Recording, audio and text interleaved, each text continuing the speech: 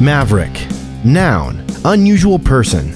A visionary, leader, go-getter, an independent thinker.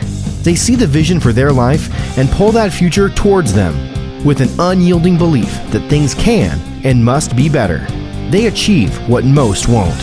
Innovative, influential, daring, and direct, with a remarkably high tolerance for taking calculated risk. A foe to the status quo. This is Passive Real Estate Investing with Mavericks. Your host, Neil Timmins, has been involved with over $300 million in real estate transactions. He's a published author, commercial property investor, and real estate syndicator. This show is for those who want to learn how to earn passive income through real estate investing. Now, here's your host, Neil Timmins. It's Financial Freedom Friday, and on this episode of the Passive Real Estate Investing with Mavericks podcast, we are going to uncover an alternative to 1031 exchanges. Hey Mavericks, this is Ava Baukamp, and this episode of Passive Real Estate Investing with Mavericks is brought to you by Legacy Impact Investors. We are an industrial investment firm located in cash flow country, the Midwest. We strive to shield off risk and beat inflation, all while producing predictable cash flow. We curate real estate investment opportunities for busy professionals and other real estate investors seeking passive income. To learn more about what we do and connect with me, go to www.legacyimpactinvestors.com. Welcome to the Passive Real Estate Investing with Mavericks podcast, where we provide you with actionable steps to grow your passive income and become job optional. It's Financial Freedom Friday, and I'm here with Neil Timmins. During this episode, you're going to learn about a 1031 exchange alternative. For those of you who are new, I'm your host, Ava Baukamp, and I love to educate investors about passive income from real estate. Before I open up today's episode, I want to ask you for a small favor. If you like what you're hearing, please give us a thumbs up and subscribe to the show so that you never miss a valuable episode. And if you love what you're hearing, we would love a written review. Also, be sure to take a look at the description of this episode, as we have it packed with thousands of dollars in free resources. Hello, Neil. It's another Financial Freedom Friday. Before I open up today's episode, I really want to remind everyone that we are rolling out a series of live meetups, educational webinars with awesome guests, a wide range of topics that will be of interest and application to passive investors. Neil and I want to open up our dialogue, our conversation with our audience so that you can meet with other like-minded investors, get to talk with Neil and myself directly, speak with guests directly, and get your questions answered. These webinars will be once a month beginning in February or March, and we want your feedback. We want to hear from you. What topics are you interested in hearing about so that these can be as helpful to you as possible? So to get your feedback, you need to go to agentoptional.com/feedback. It's a quick form. It'll take you about 30 seconds to fill out, just so we know what you want to learn about. Again, that's agentoptional.com/feedback. All right, Neil, we've got an interesting topic today, and an alternative to 1031 exchanges, the lesser known 721 exchange. So I'm excited to talk about this topic today. This could be fun. 721 exchange. Yeah, it's very different in it. It serves a purpose, a unique purpose for those who qualify for it, right? It's either totally right for you, or it's totally just not applicable to you in many cases. So you're right. It's a lesser known one. So this is going to be a fun conversation today. Can you give us a quick refresher for those who are unfamiliar with a 1031 exchange? What is it, and what purpose does it serve for the commercial real estate space? You bet. Yeah. A 1031 is where it allows you to swap one piece of property for another piece of property, more specific investment property. And there's a wide range of things that fall within investment property definition, which is a ton of stuff is really what it is. And allows you to defer the capital gains tax. Oftentimes I hear it allows you to not pay the capital gains. Well, it's technically not accurate, meaning that, yes, you do not pay them today, which means you defer them to another day, right? But you can put that another day a long time down the road. You could do it next year. You could do it 10 years. You could die with the property, and then therefore you do not pay capital gains, right? It's passed on to your heirs on a stepped up basis.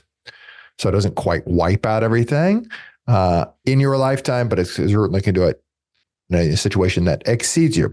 There's different structures. There's different timeframes associated with it. So from the day you sell a property, there's what's known as a 45-day rule. So you have to identify properties, and I'm giving the highlights. It goes through, it's very nuanced, but you identify a fixed number of properties within that time frame, 45 days, and you have 180 days ultimately from the day you have sold your property to close on that new property. Must have it done within 180 days. So it's very well defined and time constrained.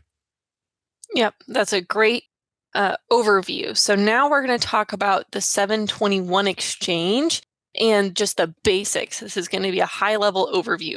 What is a 721 exchange? It's a type of real estate exchange that allows investors to contribute a property to a real estate investment trust, to a REIT, in exchange for units of equity interest in that REIT. So instead of exchanging in a 1031 where you have property for property, here you have property for units essentially in that REIT. And so that's the whole process. The investor who has a property contributes, i.e. they sell their property to that partnership, to that REIT, and they in turn receive units of interest, and they become a unit holder in exchange for their property. Generally, those units have the same value as the property that they contributed. So if you contribute a larger property, you'll get more shares. And so the operating partnership maintains ownership of the property. They handle administration, tenants, management, everything to generate revenue. And then as the unit holder, that investor earns income distributions. The property that's being sold or contributed to the 721 exchange cannot be personal property. It must be for investment or business purposes. And then again, investors earn dividend income on their units in the REIT. This, like a 1031, allows investors to defer capital gains. So the same benefit as a 1030 win there. And it only triggers a taxable event when the investor redeems their shares. And these can be redeemed all at once or over time. Neil, can you talk about the two main differences of a 721 to a 1031 exchange? Yeah, you bet. Well, it comes down to the types of assets. In a 1031, the investor exchanges like-kind real estate. When a 721 occurs, the investor exchanges their property for units of equity inside this operating partnership. So one's property to property, and then the 721 is property for units inside of a partnership. The other one is time frame. You don't have to follow a specific time frame.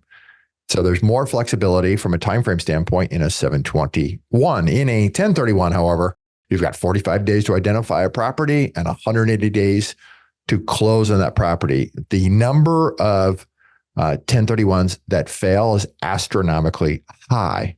And that's largely because you have a very narrow time frame in order to find replacement property. That's great. Often these 721 exchanges come into play for estate planning. So perhaps an investor has multiple properties or they own farm ground, and the process of divvying up those assets can create a lot of conflict. And so instead of trying to divvy up properties to all of their heirs, instead those assets can be contributed into a 721 exchange, and those units be distributed more evenly, hopefully with less fighting, by doing this kind of 721 exchange. There are two types of 721 exchange, an up REIT and a down REIT. UP, the first one, just stands for umbrella partnership. We're getting into the weeds here, nuanced differences. It allows investors to exchange properties for units. In that REIT, I would say that's probably the most common type of 721 exchange. The alternative is a down REIT. This is a newer alternative inside that 721 bucket. The difference here is that investors become partners with the REIT by entering into a joint partnership agreement instead of operating under the umbrella partnership.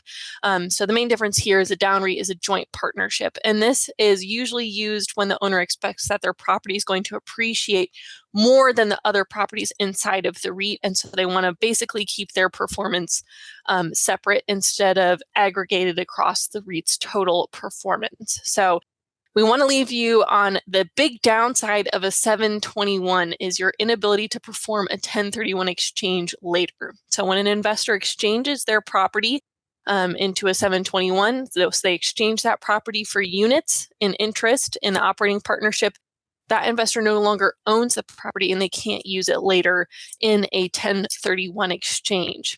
All right, that wraps up this episode on breaking down this 1031 exchange alternative, the lesser known 721 exchange. To our listeners, pat yourself on the back. You guys have made it to the end of the show, and most people never finish what they start.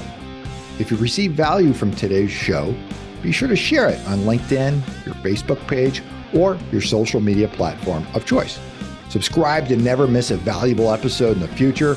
And if you found value in today's episode, give us a thumbs up with a positive review. If there's a particular topic you'd like to hear about, well, I want to hear from you. Shoot me a message on LinkedIn. The link to my profile is below in the show notes. You can connect with me there for more valuable content.